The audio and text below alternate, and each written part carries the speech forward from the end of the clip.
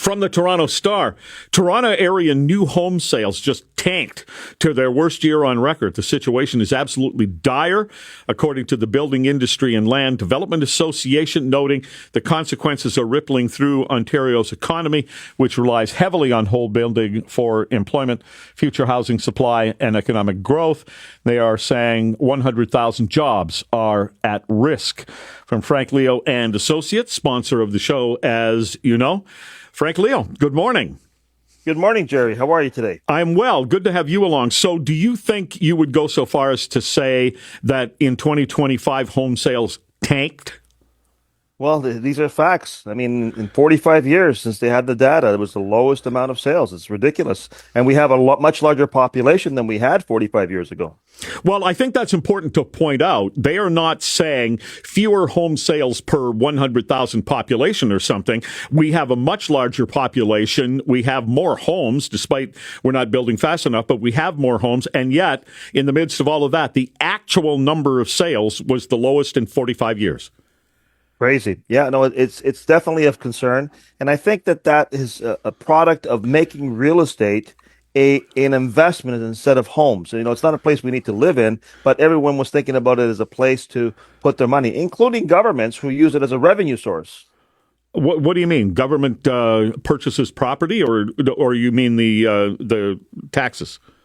Well, I mean that not only the taxes, but the development fees, the HST. You know, there's a lot of costs on building, and because of that, the government needs that money to pay their expenses. Well, real estate now has gotten so expensive that it made it very difficult for the average person to buy a property, and now we're feeling the impact. Okay, now when they say in this article 100,000 jobs are at risk, are those construction jobs? Is that what they're talking about? Their construction and related jobs, absolutely. And that's, considering our Ontario economy was based on two fundamental industries. One was construction, the other one was the auto industry. This is not good news. Okay, so you and I have talked before about the number of cranes in the sky. It's kind of a metric that people use. More cranes in the sky in Toronto than in Los Angeles, and it's because we needed to catch up, etc. Now I'm told, Frank, that, there's cranes in the sky. Nobody's operating them. Yeah, we don't have that wonderful advantage now of all the cranes because we had all this building. As a matter of fact, I mean, when that was happening in 2020, 2021, now they're supposed to be closing, and a lot of the people who bought back then are not even closing on their transactions because they can't. So we're seeing a lot of pain out there in the new home that of the ones that already were built, they're not even closing. Is there going to be a shift in the market? You talked about people seeing real estate as an investment and not as a place to live. And I think there were developers who said, hey, here's what we can do. We can build a big building of 300 square foot condos, and people will buy them because they don't intend to live in them. They think they can flip them and then sell them to somebody else that will live in them.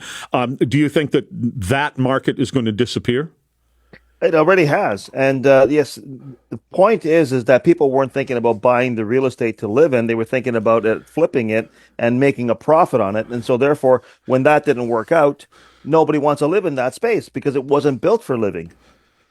All right, Frank Leo is with us, so Frank Leo and Associates. The headline is Toronto Real Estate, 100,000 jobs at risk as new home sales drop to lowest level in 45 years. When we're talking about the economy and things are bad on one side of the equation, they're sometimes good for somebody else. Like, is this becoming a better situation for buyers and maybe especially first-time buyers? Absolutely. It hasn't been this good in a long time for buyers to get into the market to live in a property. You know, the speculation is what really hurt us. And not only in the new homes, but even in the resale. The resales were 25-year lows in terms of number of homes sold in the resale. So, I mean, this is not just one dimensional. It's across the board. So we have to really understand that, the economy is the big issue, and all the factors that relate to jobs are going to be paramount going forward. All right. So it may be that it's better for buyers, but has actual price gone down, or is just a slowing of the increase in prices? No, prices have come down as well. Last year we had a decrease in price of 5.1%.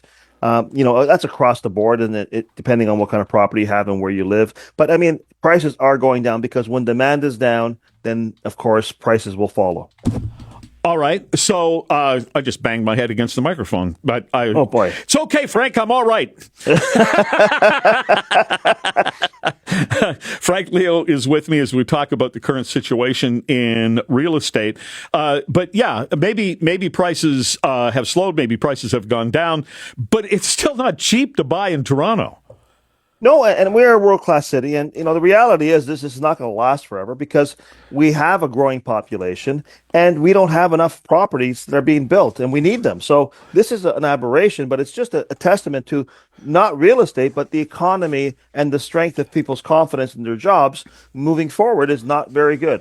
All right. So the other thing that's happening here, when I asked you about the jobs, I believe that the current situation is also driving a bunch of people out of your profession, that a bunch of people are just not renewing their real estate license.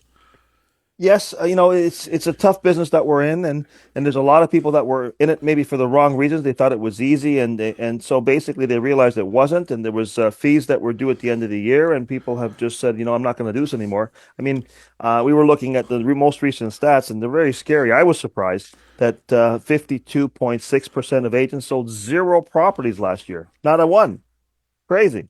Okay, but are some of those people who aren't counting on it for a living, like maybe they're at or near retirement and somebody is actually the breadwinner and somebody else has a real estate license because they just think it's nice to have, and if they get to go dress up nice and go show some houses, they enjoy doing that? I'm sure that there's that element of it, but there's people out there who are trying to make a go of it and unfortunately have not been able to as well. Real estate is a very important part of our lives financially, and you want the best possible advice. I mean, when you have, 88% of the agents out there selling, at most, one home every quarter, you have to be careful as to say, well, is this the person who can help me make the right decisions for my family moving forward? So, in such a big investment. Yeah. Well, there will always be people in the profession, of course, but you also have the organizations like yours, I guess, flooded with a bunch of real estate agents who are available because of the implosion of iPro, right? Well, there's a lot of people out there who, companies are actually hurting as well because their structure was not, on a solid foundation, and people are having problems making ends meet. I mean, the sales that were down are meaning that less revenue for real estate companies in general. So that's what's one company that felt the impact and had to close down. We don't like to see that, but it's not affecting only the construction industry that we're talking about in building. It's affecting the whole economy. I think this is an economic issue, not just to one sector. I was thinking maybe you and I could do like a regular segment. We'll call it What the Frank. That'd be great, Jerry. I'd love that. Frank Leo and Associates Remax. Thanks very much. Thank you, Jerry. Have a great day.